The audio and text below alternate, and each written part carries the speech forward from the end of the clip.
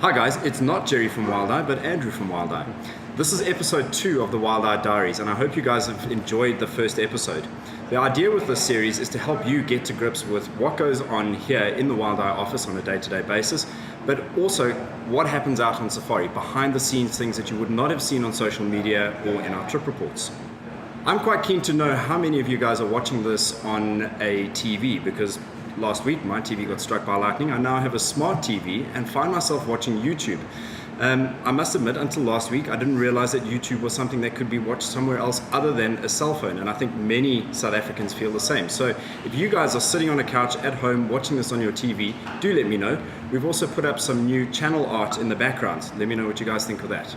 In episode 2, we're going to be catching up with Marlon, who's just returned from an incredible safari to India. Our first time off of the African continent and into India, looking for tigers and leopards specifically.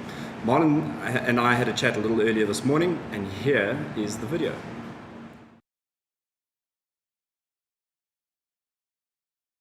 So, India, first time there, first impressions. I mean, for so many people coming to Africa for the first time and thinking that they're going to arrive to something, you must have been in a similar boat for the first time in a long time. Absolutely, and I think visiting a place in Africa for the first time is a little different because you're still on the continent. It's a lion is a lion, a leopard's a leopard, and so you still have some form of knowledge of an animal or an animal's behavior, even the culture. But being on a different continent, going to look at something as iconic as a tiger, and India as a culture itself and as a country, I mean, it's massive. New Delhi, 22 million people, and just arriving in there. So you're on the, not on the back foot, but you definitely, you feel that sense of new, that sense of you kind of discovering. And I've never felt that on a safari as strong as I did in this India adventure. And traffic, I mean, if Nairobi traffic, if that was, let's say Nairobi traffic is an 8 out of 10, where would traffic in India sit? 15, because it was intense. You know, we try to avoid the peak traffic as much as we could. By leaving very early in the mornings, so we spent, just to give it an idea of context, we spent the first night in Delhi, which is the fifth most populated city in the world. So it's pretty big, half of South Africa's population in one city. And what strikes you is the number of people, the cars, the bikes, the pollution. I mean, the morning that we left, the following morning, we couldn't see. Our flight was almost grounded at 9 o'clock in the morning due to just the air being polluted and smog, and so it's on another level. It's a very, very different experience. Oh, I think, but not bad. No, I was going to say, so this is the thing. It's you can't go to India and not experience traffic. It's the same like Nairobi. Exactly, but it's not you expect it. You know all the facts, everything that you've heard about India and about the big cities and the people.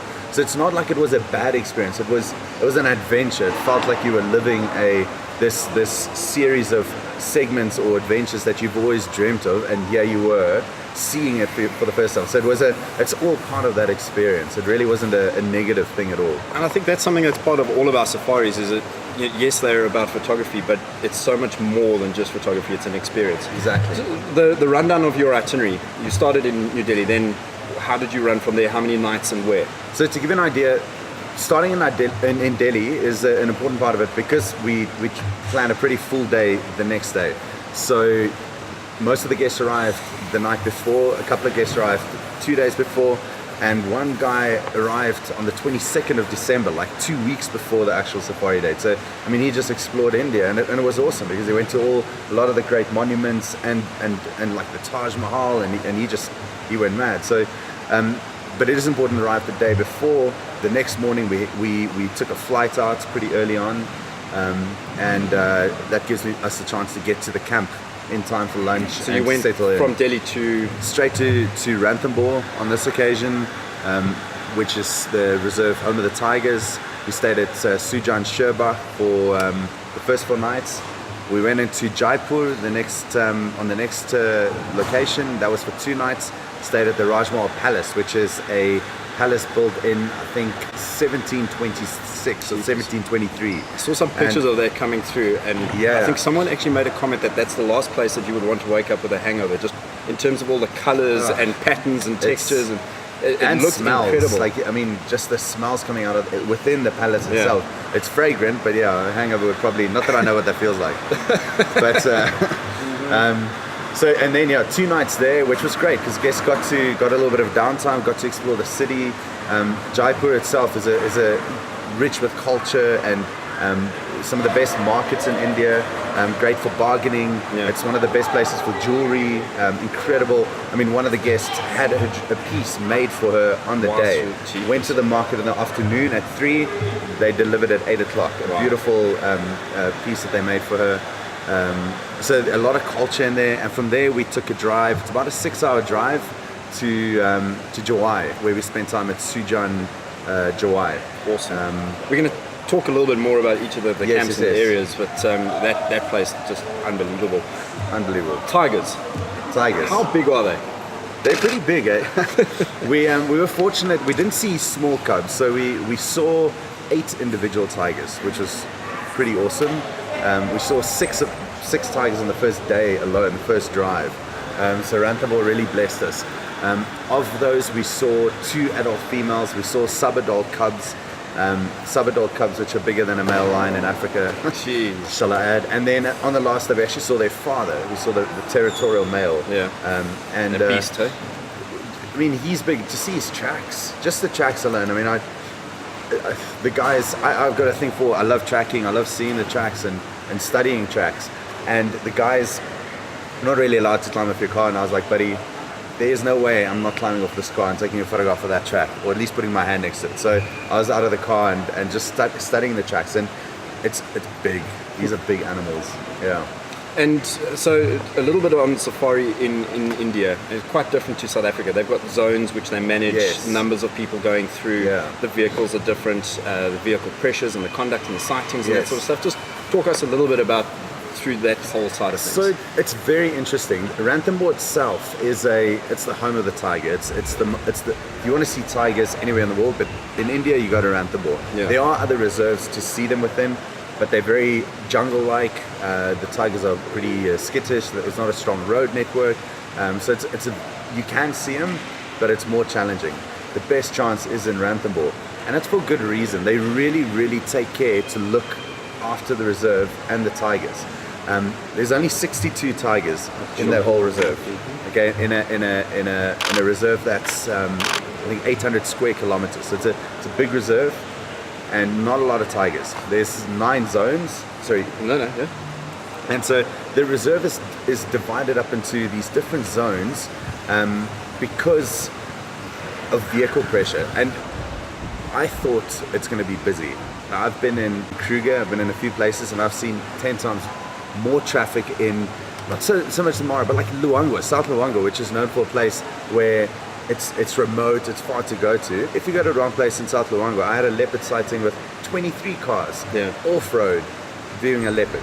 And you'd never expect that for Luangwa. And so when I went to Ranthambore, just hearing what people say, how busy it is, it wasn't that bad at all. I think we had 8 or 9 cars in one sighting, being the most. And it's strictly forbidden to go off-road, and there's severe penalties. And the great thing is the guides actually abide by these. They've got a very strong guiding body.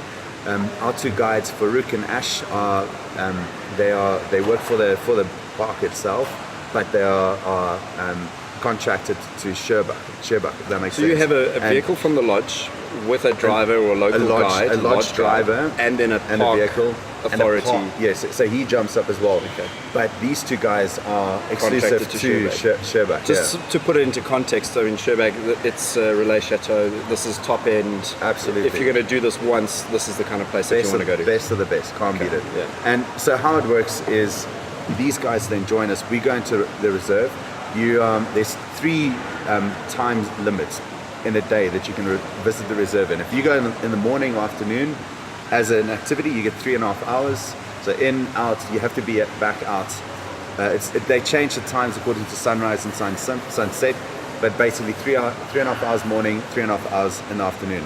If you do a half-day permit, you get a little bit more. So you can, for example, enter the park at 7, you come out at 12:30.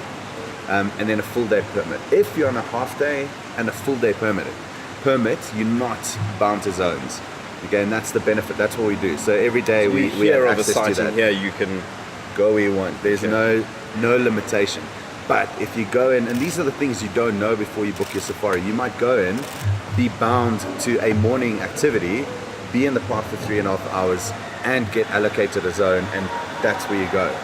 Each zone, it's not that one zone was worse than the other. We had intense tiger activity in every zone that we went in. We didn't get to zone 6, 7, and 8. It was a little bit far, and there was a lot of activity in the other ones. But it's just a matter of distance. That was the main thing for us. If some of the zones are far away, and so you don't always get to those. But the cool thing is that we were on full and half day permits, so it allowed us to explore quite a bit of the park, but we could go and view sightings as and when they happen. And the great thing about these zones and the limitations is that it divides up the traffic. So cars can't all go 20 or 30 cars to a tiger sighting. You have to be distributed, and that's very good. And they enforce it very well. So gate times, we were sharp. We didn't. There was not one day when we were late. When we had to be out, we were out at the exact time. And so there's a very big respect for these tigers. Yeah. And that's something that I didn't know before. And you kind of think it's a free for all, circus, but it's not. It really isn't. It's very well managed. It's quite refreshing to hear that, because the general perception, and it probably is like this in other areas, it's a bit like when we talk about national parks versus private reserves and the vehicle traffic and stuff, that there is a process which is managing guest experiences, and Ranthambore is one of those areas that has really done it well. Yeah. That's awesome. So from there, you guys got some great stuff. I know, Marlon, you're going to do your trip report shortly as well. There will be a link to that at the bottom of this. But from there, you guys went to Jaipur. Yes. So distances, to give you an idea, it's about a 3-hour drive.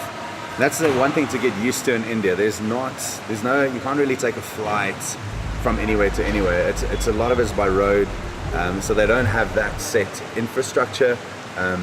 And so we drove from Sherbak to Jaipur, 3-hour drive, a couple of near-death experiences, cows, people, bikes, trucks, a lot of hooting. It's interesting on the roads, but we made it to... Earphones on and just... I guess we're pretty tired, so it was very full day. So most of the guys in the back were knocked out, and I was just keeping the driver entertained. He was rather entertaining. There'll be a photo of him if you have a look at the... He was the guy with a proper moustache game going. That's him. So he was entertaining. So it was a good drive. And the great thing about driving between these places is you get a sense of the country, and I always enjoy that. I think so often in safari places you fly into Johannesburg, get on your plane, fly to the sands, fly back. You've got no idea of context. You know the airport, you know the lodge, and that's it. And I think that's what I wanted to avoid here, is to get a grip of the country, the people, and that's exactly what we could see. And then on to Jaipur, And so the palace itself was just completely over the top. I was uncomfortable there. From South Africa, I've experienced good safari camps, the best of the best. But this was, it was a freaking palace. But a royal palace that literally was built. It's still owned by the royal family of Rajasthan. Okay, so it's still a palace. No, you can't just go there. It's the whole grounds. They're the hosting grounds. It's manicured lawns. It's everything you can think of. And in fact, when I got there in the afternoon, I went and asked the front desk if they had a gym, and they said sure they do. And I asked if they could point me in the direction. I just want to go and just have a bit of a workout. And they said, no, you can't go because the princess is busy and you'll have to wait for her to leave. And I thought they were making a joke. And they were like, no, the princess of Rajasthan is in there at the moment, so you can't use it. And that was the first, being told I can't because of the princess. So and that was the level. As we arrived and drove in, I think there must have been 15 staff members. There's this massive stairway. Each stair had a person standing there greeting us, and it's just the culture. It's incredible. But a land of contrasts as well. You mentioned that literally, that dividing wall, the space of a meter, takes you from the poorest of the poor to the richest of the rich. The guests we drove past, drove under a railway bridge, and as you drive underneath it, I'm used to seeing in South Africa, it's no secret, there's a great divide here and there's a lot of poverty, but I mean, it's nothing compared to what I got to see, the little bit that I got to see in India. We didn't go into any of the really affected areas. And again, from India, it's no offense to India. Like I said, I grew up with the same in South Africa. But it is interesting and very eye-opening to see the difference, and especially to the palace. You'll drive past people in severe poverty, kids, and literally turn into the palace gates and into the property. And but again, it's something that you knew, but to see it firsthand it's eye-opening, So you guys were there for 2 nights. Yeah. Incredible food, incredible accommodation. Yeah. Ready then for another safari experience. Yes. Back into the wilds to a relative degree. I mean, Chawai is an area which is not quite as preserved as Ranthambore. I mean, you've got people living at the base of these rocky outcrops. Yeah. Essentially living amongst leopards, or leopards living amongst them. I think it's more that people live amongst the leopards there, from what I've gathered around the respect that they have for these animals. Just tell us a bit about that area. So Chawai is interesting. It is both you and I and Gerry and Jono. We first came to know the place about three or 4 years ago, and ever since then it was just this dream destination. And because it's so completely unique, there is literally, and I try to think of it, apart from the area where you headed, is it this year, to the Moru Koppies. Yeah. So Koppies to the Serengeti. Like, apart from that, but not even that, you can't find the scale of rocks and boulders and a leopard anywhere else in the world that I can think of. And it's mind-boggling. And driving in there, you can kind of see, driving from Jaipur, getting wilder and wilder, and you turn off onto a little kind of more potholes, then gravel little road, then through a little village, and then you start seeing the first granite outcrop, and then my heart just started thumping, because you immediately recognize that this is Chawai. And you just keep driving through villages, and then we met with our guides, excellent guides, drove another 15 minutes to camp, and even then you're driving past cattle, greeted a herdsman, and then you arrived at camp. And it never felt like, hey, we're now in the wilds, here's your safari camp. It just, as we stop, you can hear music, you can hear a goat going in the background, and it's just this surreal experience. And then you start your safari, and the guys are like, no, we had a leopard in this area in the morning, and we're just going to go follow up. And so we're driving, and then you're still in the villages. And I knew it was going to be like that, but to actually, and then you hear peacock alarming, which, to see peacocks, I mean, I see them at hotels in Johannesburg, and here you have a peacock in the wild that won't pose for the photograph because they run away every time you stop. And it's, why are you supposed to be tame, So even that's mind-blowing. And then you hear this peacock alarming, and you have to drive through kids to look for the leopard, running around, waving, and cattle coming past, always looking for a leopard. And it sounds like it might be a negative thing, but it was one of the best experiences I've ever had, because it's so natural. I was going to say, we often talk about people and Africa specifically. What was it like? And we try and remove people from these environments. So, is it natural to go to the Masai Mara and see the migratory herds and not see Masai people? Yeah. Or was the natural state of affairs with the people integrated in the wildlife? And so that this region reminds me of that. It's people having a healthy respect for wildlife, and you were mentioning that the main prey species are dogs and cattle and peacocks, and that yet these people have this healthy respect for them, and the leopard population here is thriving. I mean, it's for me, that's the kind of thing that is really exciting, and where people have placed a value on wildlife, and now tourism is coming into this. And again, this is another Relais Chateau property, so this is top-end experiences within an area where it's not just preserved for wildlife and this is just for us to enjoy. This is actual people living. They've got agricultural practices around there, yet they're living in harmony with wildlife. Exactly. It's crazy, Andrew, I promise you. And one of the things about it is that one safari that's similar is the Serengeti, where you drive from Arusha through into the Serengeti, and you drive through Maasai pastoral lands, and you can see Maasai, and slowly but surely you start seeing zebra in between the cows, and then it becomes wilder and wilder, and it's beautiful to see it that way. And this is similar, but just far more intense, because in this area you get leopard, and around camp, around Sherbak, they've intense studies just to let you know. So what Sujan have done very well is they do study them, and they try and gather as much intel. Even when the camp closes during the monsoon and the heavy rains, guys stay in camp and they keep monitoring them, they keep studying them, and you can see they're doing well. Just the number of cubs we had a female with 2 cubs, there was a female with 3 cubs, and there was 2 females mating with a male. So I mean the population will definitely grow, and at this stage they're seeing 22, or have identified 22 individuals around camp, of which they see about 12 or 13 on a regular basis. So, and that's just around the camp itself. I think, like, if you compare it to anything else, I think the only thing that comes close would be Luangwa and the Sands, and I think this is even more intense. And so it's go for it. No. So a typical drive, you head out through the town, through the village, dodging and weaving through people and kids and goats, up onto these granite copies, and you're essentially scanning around to try and find leopards in. I mean, some of the scenery as you guys driving up in these vehicles and scanning across, you can see it. And you were showing me a video where you drive up to one copy and you literally are looking behind houses onto the next copy to try and see if you can spot them. That's it. And that's what makes it so unique. And again, it doesn't feel like it's a negative thing. Because you understand how these leopards are preserved and how they're considered sacred, and it, almost like a deity, or they really are protected. So even though the leopard, they prey on goats, the main prey species, or any kind of prey species, there would be goats, dogs, peacock, nilgai, which is the largest antelope species in the area. They would catch jackals, langur monkeys, which are more difficult, but basically the main prey would be goats and dogs, and there are a lot of both. But even if they catch a goat, the government does compensate for that, so they'll give the herder an amount of cash, but the guys, they don't retaliate, they don't go and kill the leopard or track the leopard down.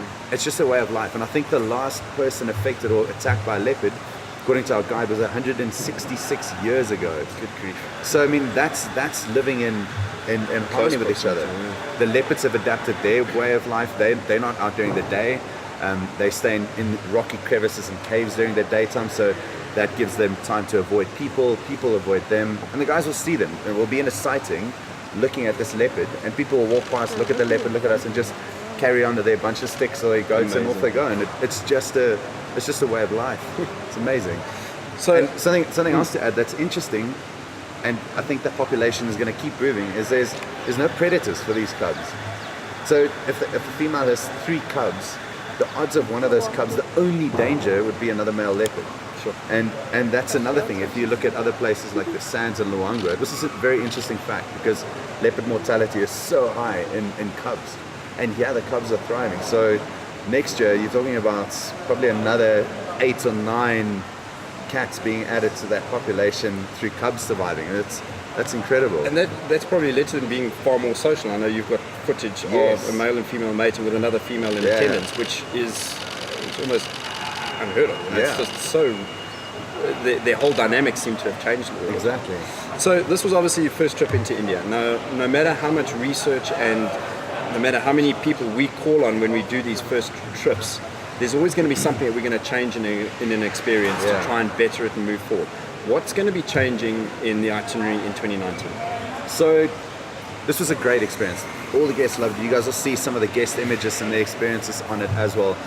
But like you said, with anything, we always try and make it better. And even existing trips, we try and add there's no point in keeping things the same if you can improve whatever we're putting out there. And so we'll do the same next year. I'm going to flip it around. So we'll start with tigers. Okay. So the safari will probably kick off in Jaipur, because there's direct flights from Dubai, which is pretty interesting. So you can fly direct from Dubai into Jaipur, spend a night there, and then go straight from there to Jawai. As I mentioned, about a 5 or 6 hour drive. Again, 4 nights at Jawai, which is a great time. You don't need too much more than that, and you'll have a wonderful experience there. And then we'll probably fly.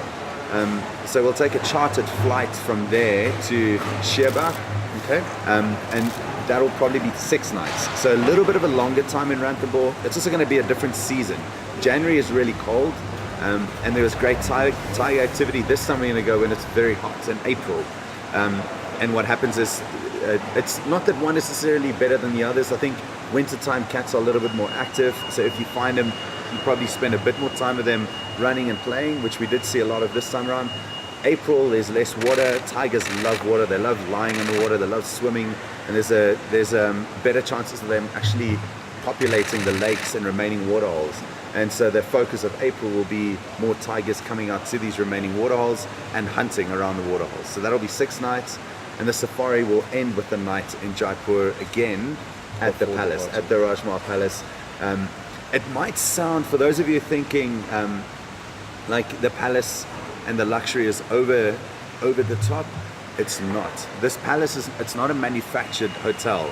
It's an historical palace. Like you walk in there and it's this real, authentic experience. And the same with the other camps. They relay in chateau, but you don't want to be slumming it. There's some really, I mean, there are other ways to do it. But I think the way that we've done the safari, we're going to continue our partnership with Sujan, and those properties are just unbelievable. And so in for a special time next year. I think, we offer a number of bucket list destinations and trips. And those are the kind of trips that, for a lot of people, it's something they'll do once. Yeah. And they'll do it once properly. Yes. And leave satisfied that they've experienced it and that it's been ticked off, that they haven't left something else to go back to. And I think that's pretty much what this trip does. Is if this was something that you guys have always wanted to do, this would be the itinerary to do it. That makes sense. Absolutely. And we even offer bolt-on options to go see the Taj Mahal, and there's a couple of options to go do before and after. So it's going to be exciting, brother. And definitely, like you said, bucket list, and the kind of place that once you go, you want to go back, because it is something else. It's very unique. Wrapping it up, two moments that really stood out for you from the safari.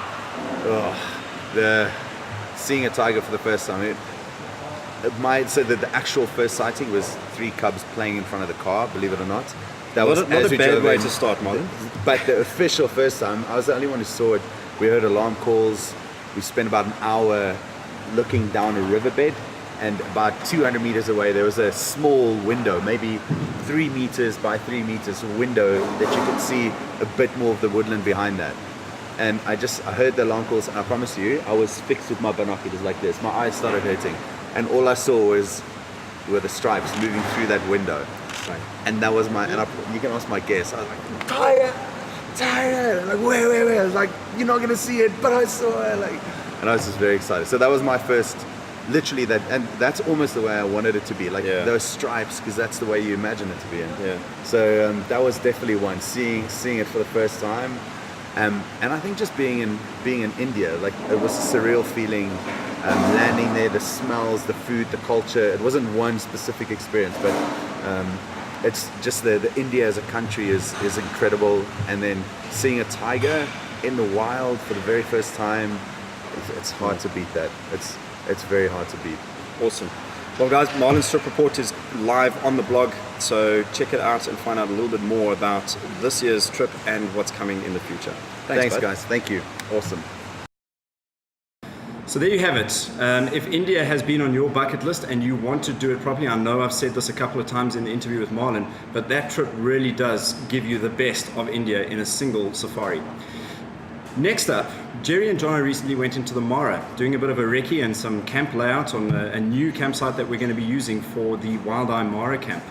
As you know, Gerry's always on Instagram and taking stories as he goes, and so we've been able to put together some of those stories into an insert, which will cover everything from flying to Kenya, getting around the airports, getting into the Mara, and a typical day on safari in the Mara. Hi guys, so for my diary insert this week, what I've done is I was in Kenya recently, and during the time, like I always do, I was on my Instagram stories kind of documenting the journey.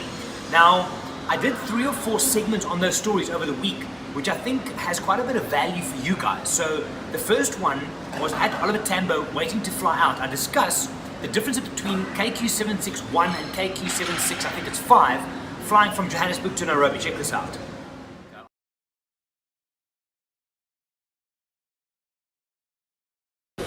Right, so if you're ever flying from Johannesburg to Nairobi, and we do this quite a bit because of our migration trips, you really have 2 options that make sense. However, this one I'm on now, makes so much more sense though. Check this out.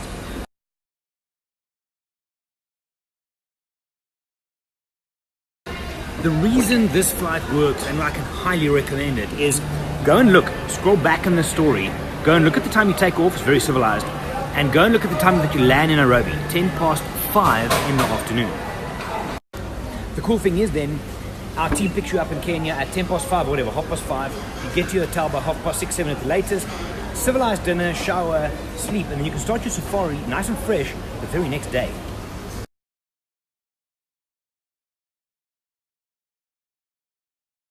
Okay, can you see what I see there? So your take-off time out of Johannesburg on that one is 1:25 in the morning. You have to be at the airport at like 10:30, 11, check in, and then sit around until 1:30 before you take off. Now, it's not the worst option if you want to save time. You've got to work the full day and come in and stuff like that. But trust me here, by the time you get on the plane, you feel like the walking dead or zombies or, I don't know, vampires or something. You feel bad. It's a hard one to do. So what I'll normally recommend is, if you can, take the midday flight and then get to Nairobi. You can settle, you can repack if you have to, clean camera gear, whatever the case is, but you can start your safari nice and refreshed the next morning. We've actually had quite a few clients who came from international destinations, America, Europe, fly into South Africa and do this, the flight I'm doing now, the midday flight up, spend the night in Nairobi, just kind of settle. It works. Oh, but there's another interesting thing that just happened. Now see, one of the main routings for people from America into Nairobi used to be through Amsterdam, KLM flights, and it works great, it's good routing. However, recently now, I think in the last week, Kenya Airways announced they'll be flying New York, Nairobi direct. Okay, I think that's amazing because to get from the States straight into Kenya, spend the night, next day you're in the Masai Mara, come on, it's amazing. Okay, so now the second one, also travel related, is when you travel a lot, there's things to remember, check-in times, flights, aisle seats, window seats. A lot of the people asked while I was on Instagram, how do I manage that? So I use TripIt, which is an app, you get it on iOS and for Android, and literally it runs my life. Check this out. So quite a few of you have also asked, how do I manage travels, flights and stuff? There's an app you need to get if you travel often. This thing is absolutely golden and I use it, well, all the time. Check this out.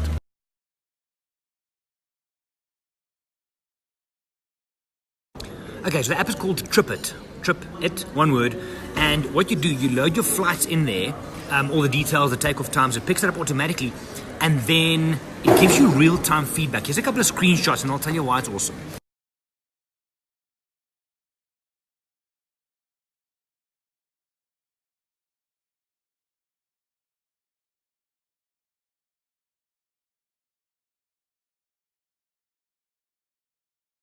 So for example, yesterday when I landed in Kenya and I turned my phone on, I got an email that looked like this.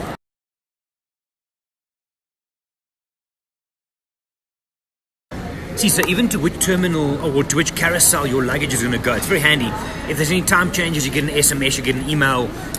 If you've signed up for the seat tracker, it tells you when an aisle or a window seat becomes available. It's pretty cool. Also then, once you finish the trip, you can get all the feedback and the stats and kind of the timeline of your travel. Looks like this.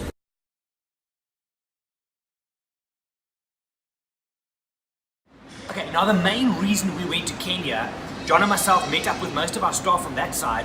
We stayed at Kiboko, one of the campsites we used to use in the Mara, but we used to move our camp every 2 weeks because that's the rules of the Mara Triangle Conservancy. From this year, it's super exciting. We have our own seasonal camp. So it's up from end of June all the way through end of November, and we went there to go and mark out the tents, look at the site, plan everything. So here's just some background footage of us kind of working at sites. Very exciting, check it out. We said this is Ingishu. Inkishu? Yeah, Ingishu. What does that mean? The meaning is something alive, and also us as a Wild Eye, we say that we want to save most of the wild beasts. So life? Yes, we are alive. Good name.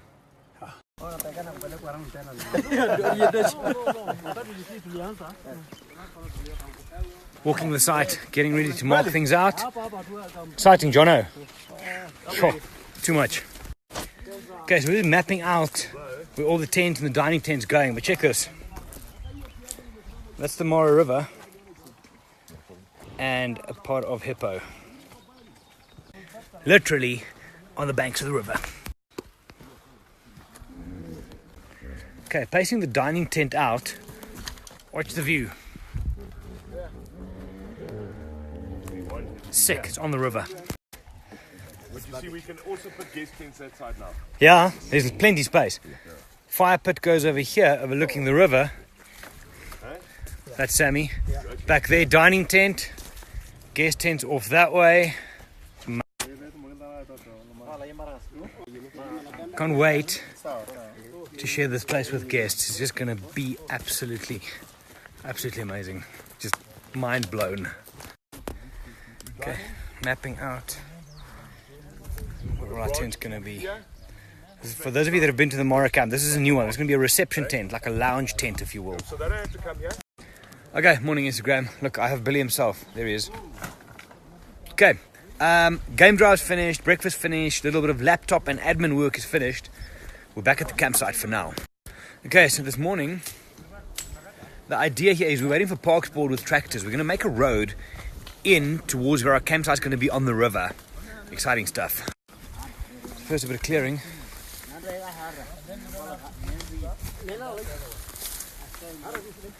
We're just going to punch the cruiser through.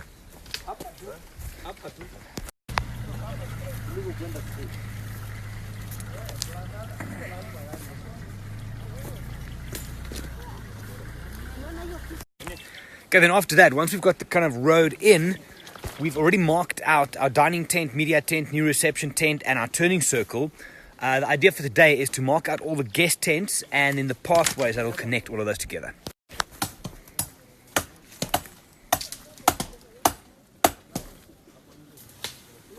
Exciting stuff, Isaac. Yes, it is. Too much, huh? Okay, that's marking out the tents, but watch here. One of our tents are going to be over here, and when you walk out of the front of it, out of your tent, you've got the Mara River right there. Another one of the tents. This is tent number 2. If you turn around, daybed's going to go here where Jono is, and that's the Mara River. So when we say on the banks of the river, we mean on the banks of the river. Then we also have Steve here. Steve is our electrician full-time, and he needs to then look at where the solar farm's going and then plan on getting the electricity from the solar farm to all the main centers, to the kitchen. Lots of work to do. Okay, so we was back of house stuff now. Our solar farm is going to go up in this open clearing here. Pump it with some point. Yeah. And shoot.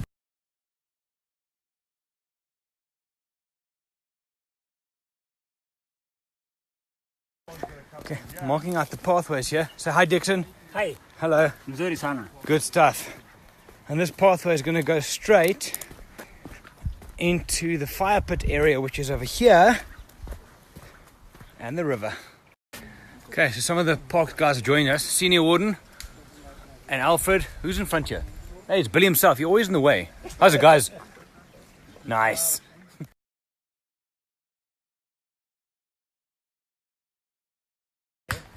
Okay, busy with tent number 8. Guys are marking out a shower that side.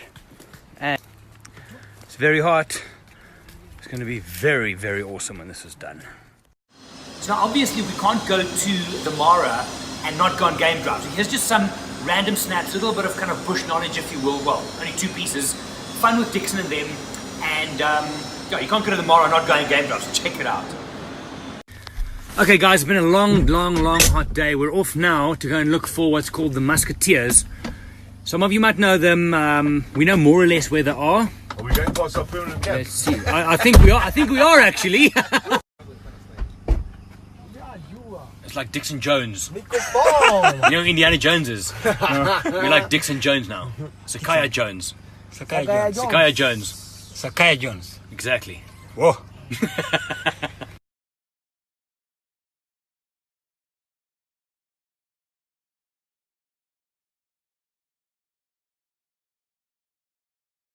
Word for permanent. That's us crossing over the Mara River from the Mara Triangle into the Masamara Reserve. Looking for the Musketeers, 5 male cheetahs. Let's see how it goes.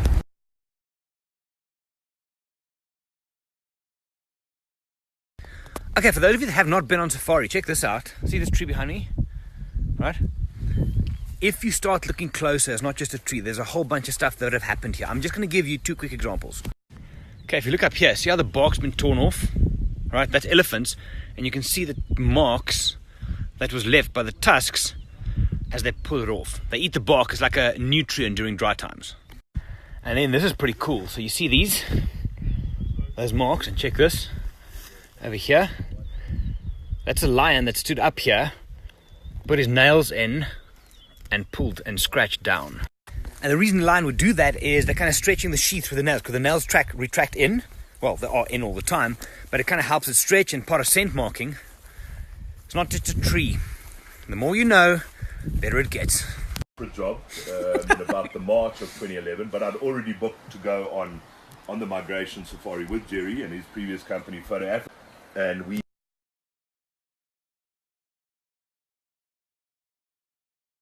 Okay, so you'll see there at the end, I recorded 2 podcasts with the guys in Kenya. The first, well, both of them actually by now is live. You can check that out on the podcast, and it's exciting time. So make sure, check out the blogs. We've got a lot of info coming out around the camp, what we're doing in Kenya. It's very exciting.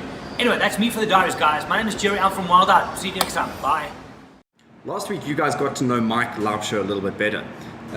If there's anything that stood out from that, if you've got any questions for Mike, give him a shout. His email address is michael@wild-ey.co.za. He's very keen to hear from you. This week, we're going to feature Johan, who actually joined us a couple of years ago and has been one of the longest standing guides with us, aside from Marlon. Johan's based in Nelspruit, so it's not often we catch him in the office, but when we do, we make sure that he gets down to work. So Gerry had a chat with him a little earlier today.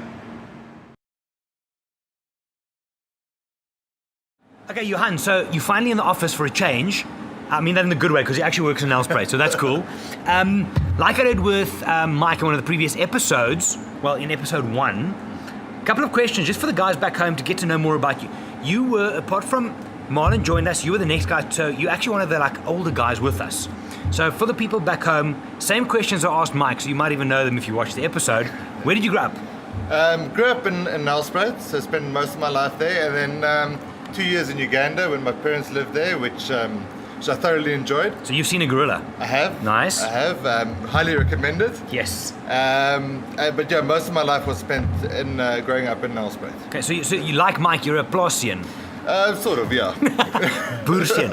And schooling, everything there? Schooling, everything in Nelspruit, yeah. High school, in boarding school. And you still live there? I still live there now, yeah. Family, wife, kids? Wife, 2 kids, and a little puppy, so... So you got 3 kids, really? Probably 3 kids. Oh, nice. When did you first hear about Wild Eye? Way back. What was the first time you heard about Wild Eye? I think we spoke about it the other day. It's when you were still in Madikwe and you were just about to leave, and you said you're starting off this new business, and obviously knowing you and Andrew at this stage, it was nice to follow it from the beginning to see what it started off as and where it is now. Hey. It's fascinating. How long ago is this? This was... Because we're into our 7th year now. So this must have been about 8 years ago. I think it was like 2010, 2011. Funny you mention this now. So when I was in Madikwe still, I had Photo Africa. Yeah. And I had a stock site at one stage where you could upload your images. You were on there, weren't you? Yes, myself and Johan. That's right. As well, yeah. It was a stock site where people would upload images and combine and whatever. Yeah. Well, I must go check what happened to that. It's been a long time. Okay, straight up, Nikon or Canon? And why? Personally, Canon. I think there's always going to be an argument. For me, I just find it personally more user-friendly. But if your first camera was a Nikon, then I suppose that probably the one that you'll stick to. It's a language. As well. Yeah, absolutely. But you can speak both languages. Both, yeah, we have to. I think and also now with mirrorless becoming the new in thing, that's going to be another language we have to learn. Yeah. Sony, so there's a lot of new brands, but I think if you get to know one really well, then you can find your way around all of them. Absolutely. And just funny enough, just before we started filming this little piece, I was chatting to Andrew and them, and we're actually filming this on an Olympus. Yeah. Because apart from the photographic arguments, almost threw my drink over, the video ability and the stability is just ridiculous. Absolutely. Okay, the favorite Wild Eye trip you've ever hosted, and why? It's actually, funny enough, it's probably the one that's coming up in just over a month, the Serengeti trip. I just think from a between that and the Masai Mara, it's so difficult. Just the predator action, the scenery. If you haven't been to East Africa, it's a photographer's dream. Wide open spaces, amazing predator viewing. Diversity. Is just That's actually funny you mention that, because you did last year. You and Marlon host that together now. Yeah. I did it the year before then. Yeah. And we made a decision that kind of directors, if you will, won't host trips together because it's stupid. We need to get you guys in the field. It's one of those that I'm quite jealous of. Yeah, that it you is, took. it is So a proper trip. I'll swap you a Svalbard for a Serengeti. Done. Take it off camera immediately. Okay, last one. What, over the next 5 years, a personal goal and your goal within Wild Eye? Sure, 5 years, we think of it as a long way away, but it's, I think personal growth is a big thing. You know, we've spoken about it, that we've all bought into the ethos of the company, where we're going.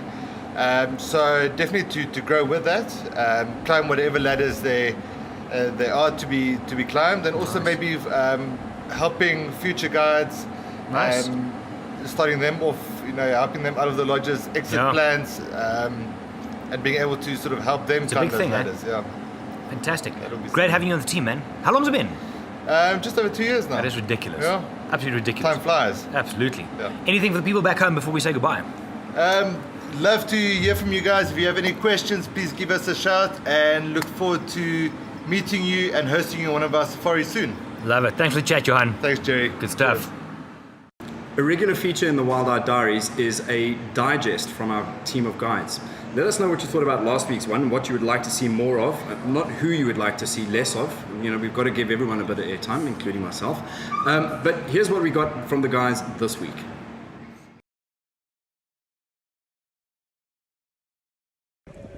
Hello everyone, so it's been another very busy and productive week in the Wild Eye office, not just for myself but the rest of the team as well. A number of, or variety of content going out. I myself have been helping Gerry with putting together some information for the USA trip, and also been doing the bi-weekly newsletter as well as the monthly newsletter. So something that I haven't done much of in the past, but very exciting, learning a new skill set and really enjoying it. Hope you all have a good week. Hi once again everybody. It's been another 2 busy weeks in the Wild Eye offices. I've spent the last 2 weeks writing some pretty interesting blogs and generally just planning for the year ahead. There's a lot of exciting safaris coming up, so just basically year planning over the last couple of weeks, and then also trying to put together some pretty exciting privately guided safaris, so watch this space. And then of course my first safari is coming up to Madikwe on the 23rd of Feb, so just under in fact about a month's time. So planning for that first safari and then safaris for the rest of the year as well. So stay tuned, a lot of exciting things happening in the Wild Eye office, and go and read some of my blogs and let me know what you think. Cheers guys. Morning guys, hope you had a great week, and that your year so far has gone off to a good start. Can't believe January is pretty much finished. Off to Johannesburg. I'm busy driving now, meeting up with the guys in the office. Just a general catch up before some of the guys head over to the States for some marketing. If you don't know the dates for the USA trip yet, please get in touch.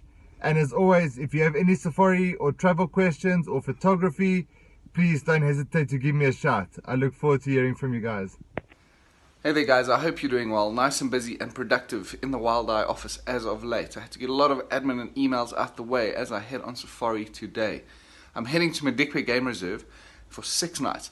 I'm very, very excited to get back to this game-rich area and to explore the wonders of Madikwe. I'll be back on the 1st of February. I'll only be in office for about a week. A lot of admin and prep has to happen in that week as I head on safari again to Kenya, where I'll be hosting the Big Cats and Tusker Safari early in February.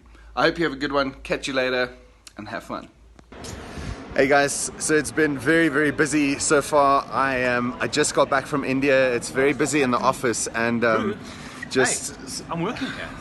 sorry guys, it's just Gerry in the office. It's always in my way.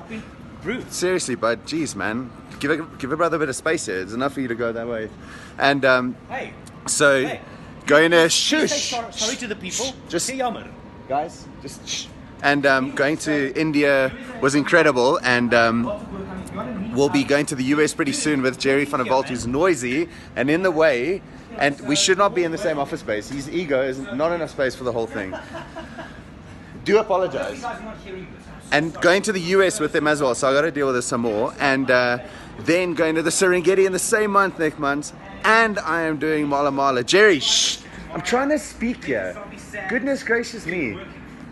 And I'm sorry guys, but I am going to be in Mala Mala in March. Can you believe it? It's going to be incredible. Wait, let's share this. Watch this. We're going to be at the San Francisco Travel and Adventure Show together. It's going to be fun, I think. Incredible. Anyway, so please say sorry. Dealing with them though so for a long sorry time is going to be again. difficult. I'm not sorry guys. Yeah, whatever. Seriously. Anyway, have a good All right, week, guys. goodbye. Thanks for an awesome time. Bye. Hey guys. Hey everybody, so it's time for the weekly guide update. A lot of stuff happening. Brew, hey, I'm working here. Sorry guys, Dude. it's just Gerry in the office. Okay, so I've been... Brew. Seriously, but please, man. Give brother a bit of space here. It's nothing to go that way. And Hey, so hey, please say sorry to the people. Just say jammer. guys, just shh. And, Okay, anyway, so the USA is coming up. Lots of work coming. If you want to meet up, let me... Dude, I'm talking here, man. Yeah. Anyway, so I'm going to walk away from him. So it... I hope you guys are not hearing this. I'm so sorry. I'm so sorry. Right. Anyway, so my update, I'm working on the US stuff. Lots of meetings coming up. And my next trip, I've got a private tomorrow, then to Sabi Sands. Dude, I'm working. So anyway, it's very cool. And the one thing, let's end this off. I'm going to just show you. We're going to be... It's going to be incredible. Okay, wait, let's share this. Watch this. We're going to be at the San Francisco Travel and Adventure Show together. It's going to be fun, I think. Incredible. Anyway, so please say sorry. Dealing with them though so for a sorry long to the time is people going to be again. difficult. I'm not sorry guys. Yeah, whatever. Seriously. Anyway, have a good week, guys. We'll chat to you soon. Bye. Right, so that's it for episode 2 of the Wild Eye Diaries. I hope you guys have enjoyed it. If there are things that you would like to see featured or people that you would like to see featured on the diaries, give us a shout. Let us know. We appreciate the feedback. We appreciate the engagement. Enjoy.